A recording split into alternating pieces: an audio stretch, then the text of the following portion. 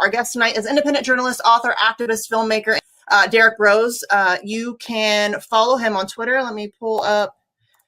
This is his Twitter page. You can follow him on Twitter at @DBrozLiveFree. You can also check out his website, the Conscious Resistance Network. So definitely go check that out. You can find links to all of his books, his documentaries, all of the things that he's doing. He's doing a ton of really amazing work. He also writes weekly for The Last American Vagabond with our friend Ryan Christian. So definitely check that out as well. And then this is his latest book, How to Opt Out of the Technocratic State, which unfortunately is very timely and very relevant these days. So definitely check out that book. So let's bring him in. Derrick, welcome to the show, my friend. Thanks for being here. Hey, thanks for having me on. Yeah, of course. Derrick was actually supposed to, I had him scheduled for my TNT show right before I got fired. So he was supposed to be, I was fired on a Friday. He was supposed to be my Monday guest, I think, that following week.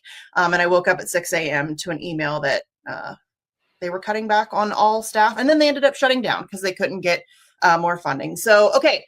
Again, like I said, we have a ton of stuff I want to talk to Derrick about. So when I initially asked you to come on, I thought that we would obviously talk about Palantir, but everybody's kind of talking about Palantir. I'm like, do we really need to? We really need to go into that, I think. It is something that I think it can't get talked about enough. So I feel like a lot of platforms are doing a really good job of covering it currently. You were just on Jimmy's show. That was a great interview.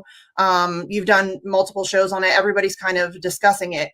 But the more I'm paying attention to it, and the more I'm seeing the attempts to distract away from it, we really need to just keep it right out front and center. So let's start very simply. What is Palantir, Derrick?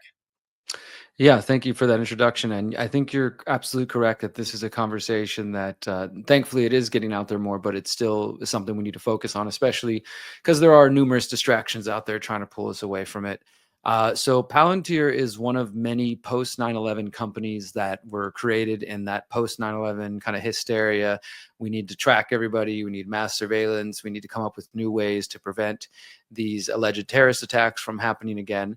And the roots of it are directly connected to the CIA, to the Central Intelligence Agency, and to the CIA's venture capital firm, NQTEL, and also a post 9/11 program known as Total Information Awareness.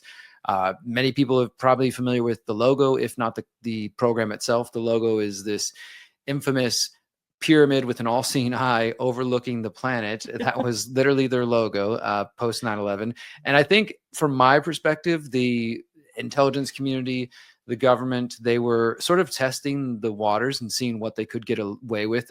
The post 9/11 era allowed for mass surveillance, for kidnapping of people under the name of rendition, for torture under the name of enhanced interrogation. And many American people were supportive of this because they were freaked out and they said, you know, whatever we got to do to get the terrorists. But there was actually still some resistance to these things just 22 years ago. And it's in that space where this Total Information Awareness program was created. And it was pitched as mass surveillance, essentially, and using things that are now becoming commonplace, like facial recognition and artificial intelligence, using those in this very new way in 2003 to start tracking the population, to, you know, catch bad guys. That's what it was pitched at. But as I said, 20 years ago, there was still some resistance. There was still some concern for privacy. I think most people in 2025 have this kind of mentality of like, well, you know, my phone spies on me. Who cares? Whatever. It's all sort of a joke. We just acknowledge, but don't care about or don't do anything about. But after 9/11, there was still enough resistance that the program it was renamed from Total Information Awareness to Terrorist Information Awareness. I think they thought, okay, maybe we're being a little too bold. Let's kind of end. But ultimately, it did get resistance, even in the mainstream and by groups that probably wouldn't resist it now, like the ACLU and others. And because of that resistance, it was actually shuttered and officially, you know, shut down. That was the end of it, as far as we're told. But since then, digital privacy researchers and even people like Edward Snowden have pointed out that many of the different pieces of the Total Information Awareness program were actually just rebranded, renamed, and then sort of established under different government agencies. So they, instead of one massive giant program, they kind of took piece here and put it under this agency, piece here and did this. And 20 years later, they've effectively got Total Information Awareness. And part of that rebranding was for the CIA and some of the people involved in it, including John Poindexter, to start connecting with these two young tech guys at the time, Alex Karp and Peter Thiel. Peter Thiel, of course, coming out of PayPal Mafia with Elon Musk and many other people.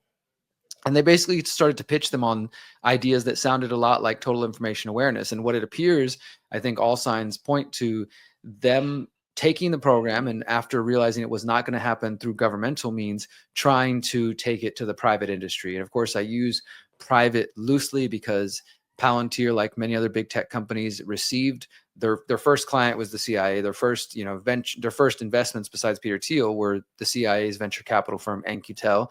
So as much as you can call a CIA funded, CIA partnered company private, they're private. And the government realized that, okay, if we can't do this ourselves with tax dollars, then maybe we need to basically create some front companies, some puppet companies, and run these programs through that. And that's how Palantir got founded back in 2003, 2004, depending on, which day you ask them.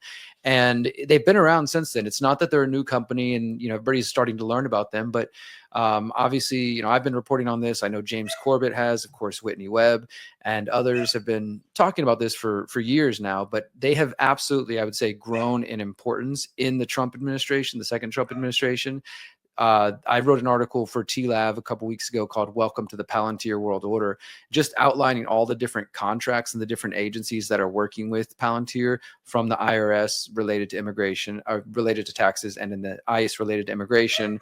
They're also working with, I can't remember the name of the agency, but it's the agency that handles federal contracts. They're working on nuclear power to power their data centers, the AI centers, and things like that. So Palantir is benefiting massively, and it's not just Palantir, it's other Peter Thiel connected companies like Anduril and others. And then of course Peter Thiel helped fund Trump's vice president JD Vance, helped fund his Senate run with the largest donation in American political history. And according to numerous reports, it was Elon and some of these big tech execs who told Trump to pick JD Vance as his VP candidate, and that they would support him if he did so. So that's, a little bit of who Palantir is. And I'll just mention one other thing briefly, that both Alex Karp and Peter Thiel, who again are the co-founders of Palantir, they're both steering committee members of the Bilderberg Group, which is meeting this week in Stockholm, Sweden. And they are another very powerful, still somewhat secretive group that's been around since the 50s that I think is really one of the higher upper echelons. I wouldn't say they're the top of the pyramid, but they're definitely representatives of the hidden kind of more elite ruling class. And those are the people that Trump is partnered with, and those are the people that are running Palantir.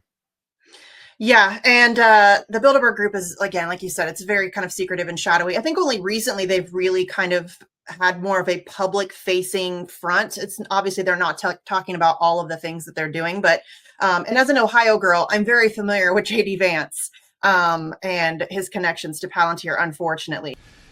Please clap.